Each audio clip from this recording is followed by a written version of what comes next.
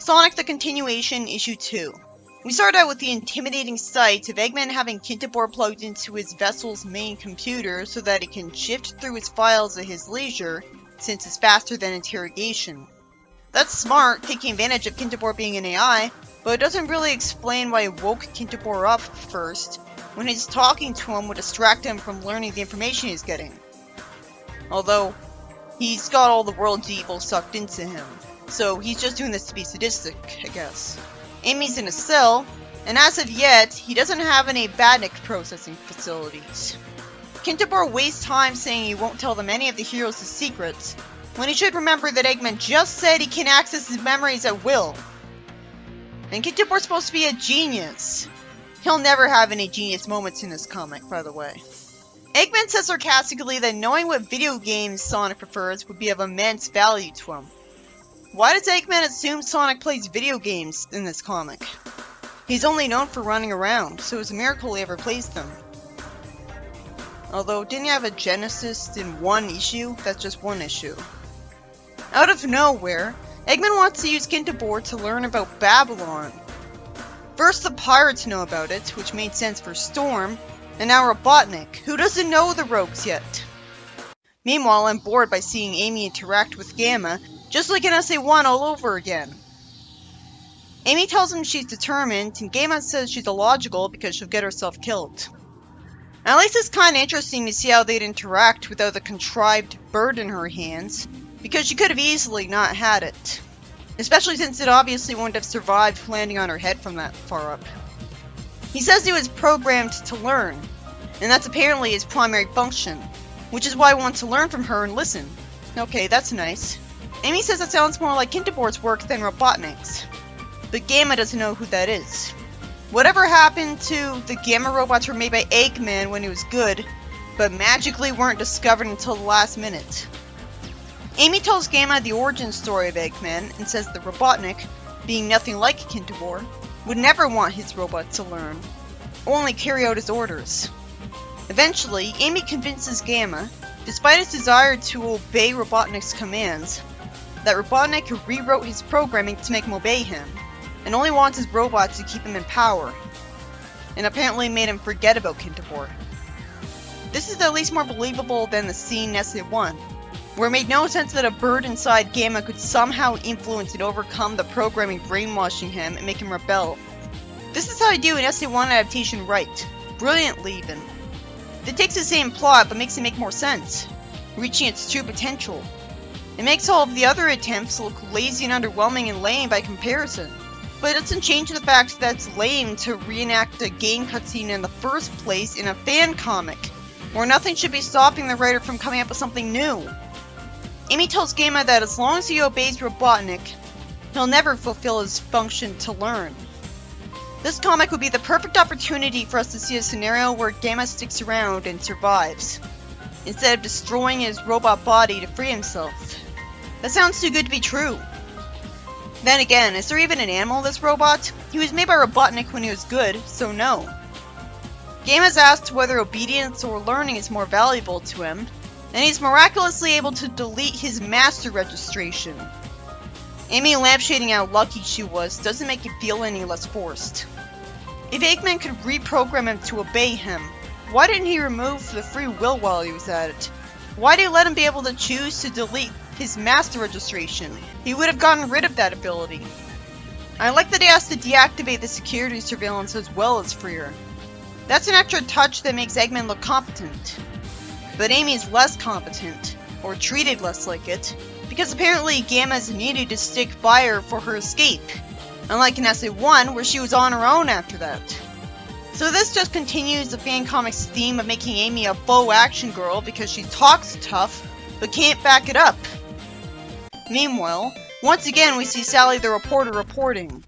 I see the artist hasn't learned his lesson and still made her look like Reboot Sally for no reason, when the reboot didn't even sell as well. She says that this was the scene earlier today, as Eggman returned to strike the Emerald Hill Zone, leaving the Freedom Fighter HQ in ruins. She says in front of a flaming building that there's been dozens left wounded and homeless. I guess the fire against one building spread. Sonic naturally regrets leaving Emerald Hill Zone unprotected, as Porker tells Tails that Amy and Kintobor were kidnapped. If Sonic was gonna say damn, he should have said damn it, and at the start of his text bubble. That'd feel much more natural. It's already Fleetway Sonic, he's always been edgier.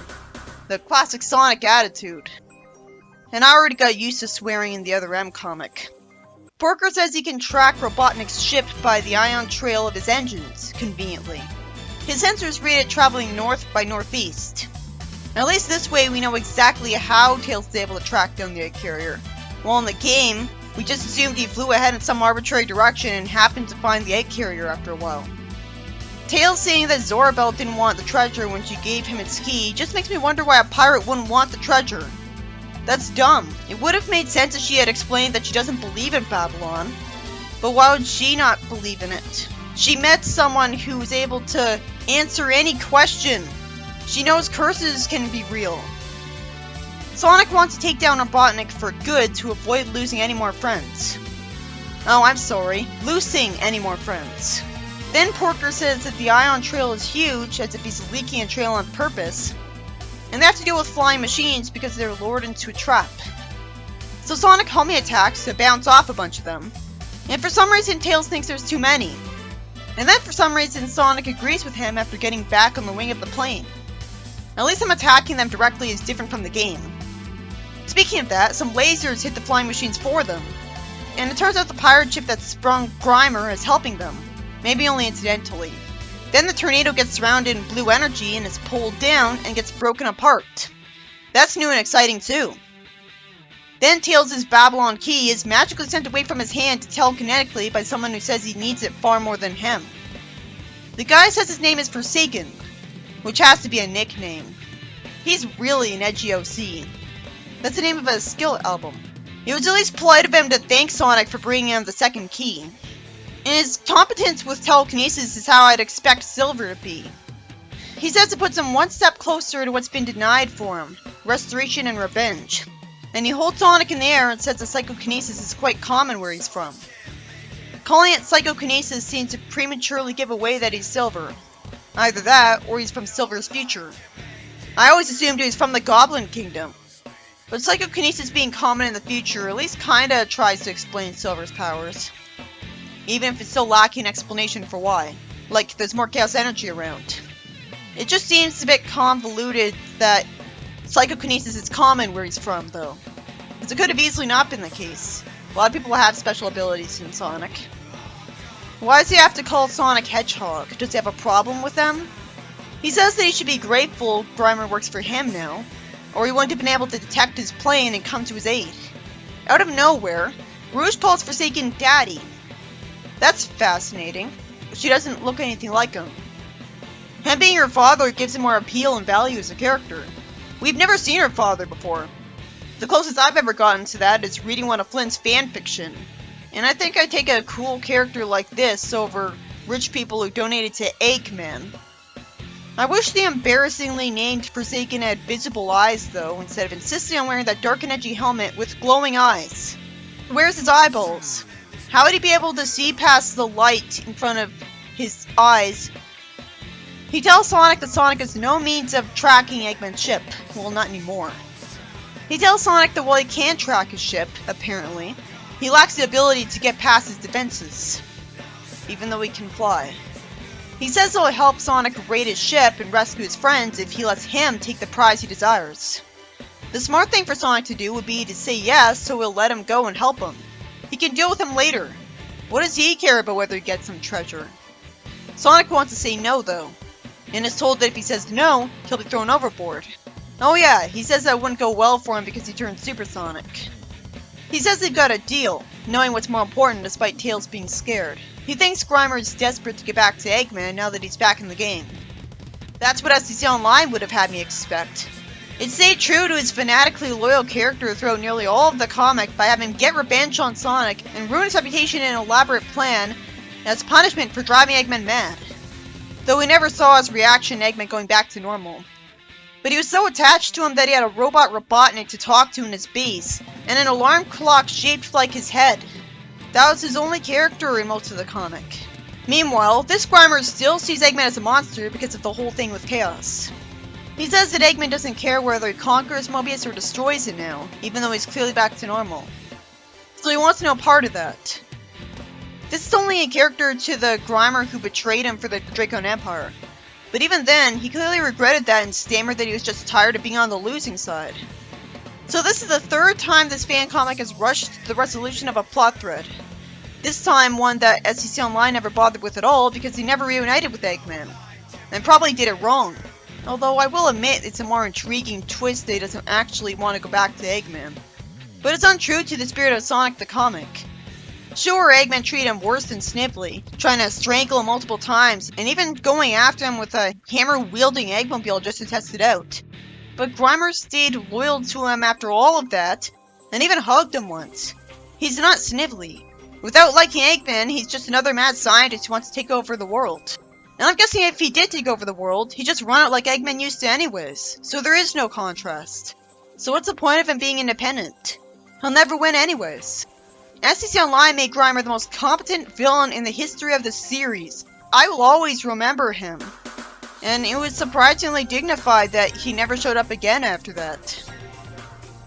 Speaking of unresolved plot threads, is the backpack on him ever going to be used for anything? What's it for? It looks like 2 great fire extinguishers, or maybe a jetpack. This is another Julie Stu's metal dreadlock situation.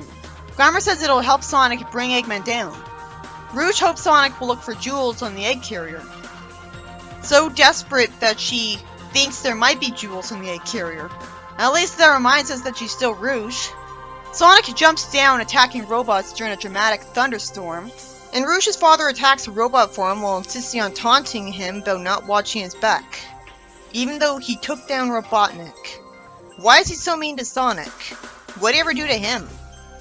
Well, regardless of his attitude, he actually does follow Sonic into the room. And Sonic insults Eggman for reusing the boss fight from Wing Fortress.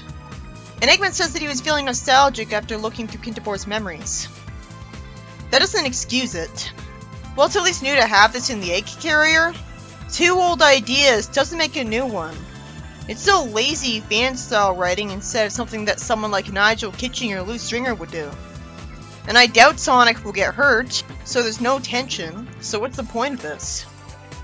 Eggman says he'll expose Sonic's guilty secret, and Forsaken uses telekinesis to bring the Key of Babylon to him, and brings the 3 of them together outside of a containment field. I don't know why the tales of the text boxes aren't directly connected to the characters. It's still possible to figure out who's talking, but this is the most basic possible shit when making a comic book.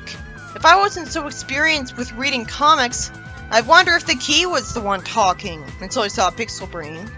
And this is gonna keep being a problem for the entire comic. I've never seen this before.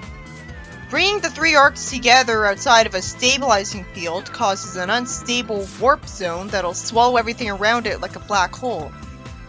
This naturally causes Sonic to turn into Supersonic. He wants power after that, and inexplicably gets scared for no apparent reason, and goes towards a bunch of light. Why bother having the spike platforms there if they're not going to be used for anything? They're just there as props then. The definition of empty nostalgia. So they just pointlessly annoyed me, as it turned out there would be real tension from something only SCC does. Sonic wakes up on the ground and says no more blue spears. It's really just a reference because he clearly never went into the Blue Spears minigame in SCC. Tails asks if he's okay and tells him that Rouge's father picked him up after the explosion, so he can't be that bad. Sonic bets that he still took the keys with him though. So what did Supersonic do? He just made a cameo to get them all out of danger apparently. Then Amy says that she doesn't need Sonic to save her anymore. But again, that's immediately undermined because she needed Gamma's help. And right after Gamma was talked out of working for Eggman, he tries to destroy Sonic on sight. Somehow. So Amy wastes an entire page on us by ripping off a part of SC1. That was unnecessary. It doesn't make any sense because he even says the word Robotnik. So I should know this is something only Robotnik would want. Gamma says after Amy defends him that his future prospects seem unfavorable, and asks for improved camaraderie. Meanwhile, we see White Glacier Zone. A new setting, that's exciting. The blue soldier robots are menacing as well. Why do we have to see different looking text? The scan is complete, and the computer, speaking robotically and annoying me, figures out that the artifact isn't from this dimension, insisting on talking in too formal a way. He wonders if the artifact arrived via a dimensional rift that damaged this vessel. Eggman says that he thought they were unique to this universe, and he's looking at an emerald, in a tube for some reason. He tells the Kinto computer to get him Zachary because he for some reason requires his experience. Is he not a genius? He made the egg carrier by himself, didn't he? So this issue by Okita was about Sonic and Tails going to the egg carrier in an attempt to save Amy Kintobor and basically failing. It was more impressive that it was called the Death Carrier in STC Online. It seems to rip off the plot of the game at first, but ends up subverting your expectations for the better and making there be an actual point to the story. Forsaken turns out to be Rouge's father, who has psychokinesis, which is apparently common where he's from. And he's useful to Sonic at least, though he didn't have to destroy Tails' plane, did he? I guess I would have shot at him otherwise. The keys of Babylon get sent into one room with Sonic in it to create a black hole, but Sonic goes supersonic out of fear and saves everyone. Too bad he blacks out and we don't really see what happens after that. Rouge's father then saved him, and we're just left to assume the way Gamma saved Amy was by jumping off the airship and hovering while carrying her, after shooting all the robots on the way out of there. So we get the intriguing fact that Gamma's joining the heroes this time around, instead of immediately going off on his own when he was supposed to be friends with Amy. This is how you do it. You use the plot elements from the game all you want, but don't be completely pointless by making an identical plot. It had actual twists to keep me invested. If I wanted to see the plot of the game, I'd watch the game again. Grimer's suddenly fine with stopping Eggman despite knowing he's not insane anymore. This would only be believable if he still thought he was insane.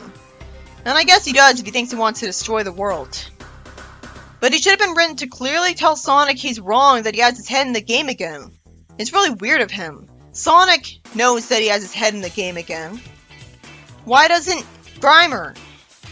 Good thing he's working for Pirates now, so he's different enough from a redundant other Eggman. It does seem to make sense that he's against Eggman now, because I guess it could go either way on whether Sonic the Comic wanted him to be permanently fed up with Eggman and quit, or if he only acted like that because Robotnik wanted everything destroyed by Chaos at the time. Which I'd assumed, to the point where I didn't take it seriously when he quit, because him quitting would be changing the status quo. It'd be pointless to write Grimer to quit if it wasn't meant to be permanent. And it was written for one of the final issues of Sonic the Comic, so maybe it was written to be permanent, for the sake of finality. But I don't think they would have written it to be permanent if the comic wasn't doomed to be cancelled soon. He only stopped being loyal when Eggman stopped acting like the Eggman he was loyal to. This is out of character. It would actually make more sense if Grimer lied to Sonic here, since STC Online shows that he still admires Eggman and naturally hates Sonic's guts for making him go insane. Here, he doesn't seem to hold it against him. Not to mention he kept working for Eggman instead of plotting against him most of his life, even after Eggman did stuff like strangle him. So the only thing I really have paragraphs' worth of problems with is, once again, my conflicted feelings on the comic refusing to go with what STC Online established, when it established that for good reason. But this is the most justified one so far. Why were we expected to be proud of Grimer for quitting if he still wanted to be with the old Eggman? Ebony the Cat, Relic. The first panel is really confusing and off-putting because we're not immediately told who's talking to Ebony. It turns out to be Pajamas, but we should have been told that immediately because I wasn't invested. She says it took a while to find anything because lore from the secretive zones of Shinazar aren't easy to come by. She says that the genies used to have the ability to move between physical and ethereal forms, but something happened trapping them in their ghost forms and binding them in service to Shinazar's ruling family. Something must have happened pretty recently, because it wasn't the case in Sonic the Comic at all. They weren't in service to a royal family. They just possessed whatever children happened to be brought to them for a few years. They didn't just possess royalty. This makes me wish I knew what happened to them to make them this way. Too bad we'll never know the answer. Ebony says that if they have the secret once, then the knowledge might still exist somewhere. And it's the best lead they have. And the Hekai Baktu directed her to the genies, so she has to believe this is the answer. Pajama says that there's a piece of genie jewelry in the Metropolis Central Museum right now. Why would she tell Ebony about that ring if she doesn't want her to go after it because she thinks she'll never be able to get it? Why would you think that an apparently omnipotent mage wouldn't be able to steal a piece of jewelry? She at least plans to return it to the museum once she's finished with it. And Pajamas shows morality by being opposed to her robbing a museum. We see that the person guarding the museum's surveillance footage is asleep as she sneaks into the museum in a boring page. Oh, of course she meets up with Rouge. Can't just let her get the ring. So Rouge says she has competition. Okay, but she's faced with a mage, who could do anything. Why would Rouge be able to talk a lot and say that she hasn't had to deal with magic in a while, instead of immediately having a spell cast on her? Was Ebony just lying to Plunder when she told her that she could turn him into a radish? Because she seemed serious. If she could just turn someone into a radish, she would have no excuse for not doing it to Rouge, even if it'd be a temporary spell to get her to leave her alone. But no. It's like it was just written as a joke, but you can't have a character say a joke and then expect us to know that it's not canon. Instead of the charming Chekhov's gun solution that would solve her problem right away, Ebony uses a spell to burn Rouge's hand, and then Shara gets summoned from the genie ring. Since when were there genies trapped in rings in SCC? Since when was that how it worked? Apparently there are separate classes of genies now. And Ebony is actually surprised that this happened. Shara gets scared and Rouge asks what's happening, and Ebony says it's raw magical energy out of control. Huh? That's a surprise. That didn't happen in the game. Sure, it's a different universe. Ebony uses a spell and knocks Shara over, and says that after so long inside this ring, Shara can't control her own magic, and that must be torture for a genie. It's interesting that this is a thing at least, if only because I've never heard of this being the case for a magical being in fiction. Ever. I guess 50 years isn't so long that someone would lose control of their magic, because that would have happened to Shadow. The story ends with the police threatening Ebony and Rouge. If Ebony could teleport, she would have just warped home right away instead of being scared. So, good thing that wasn't established? Rouge says that the trouble with magic is that it's loud. So the reason the police bothered them was because of that, apparently. The police plan to use a SWAT team and then a smoke screen shows up, and Fang approaches Rouge, saying that he knew she would screw things up eventually. Rouge apparently recognizes Fang, who was paid by her father to be her shadow during the moonlighting. And this was just the distraction Ebony needed to get away with Shara. So what happened to the police? I guess Ebony and Shara ran through the smoke just fine. Good thing Fang got his hands on smoke bombs out of nowhere. That's at least plausible, right? But it's kinda humiliating to Rouge's character that she apparently does need a chaperone in her jewel thievery. You'd think Rouge would be the one with smoke bombs. Because if she wasn't prepared enough to get away with stealing from jewel museums, then she would have gotten caught. And out of complete nowhere, Shara can't understand Ebony's language, and she can't understand hers. Even though throughout the entire history of Sonic the Comic, English was the only language spoken. Modern English. To the point where when Amy and Techno were sent back to the beginning of life on Mobius, the people there spoke English to them. And even ancient Greeks spoke English to them. Apparently, genies are the only people in Sonic the Comic that have their own language and don't understand English. Before this, it was as if everybody in Sonic the Comic had an alien translator in their heads for some reason. Even when Amy arrived on Earth, the humans all spoke English to her. After Ebony says that she can't just send a genie on her way, she brings her to the Groovy train. You mean, the neighborhood? And apparently I'm supposed to believe that Ebony's language is called Mobian instead of English. I bet that contradicts the comic too. I'm sure it does, because again, why did all those people on alien planets that Techno and Amy met, why did they all speak Mobian? Pajama says that Shara's language sounds more like music. You'd think that these mages would be able to cast a mind-reading spell to see the images that Shara is seeing when she tries to talk. Even Tails can make a universal translator in Sonic Boom, and that's without magic. But apparently, Ebony only has the spells that she's suddenly demonstrated to have. Pajama says that they'll have to go back to the basics.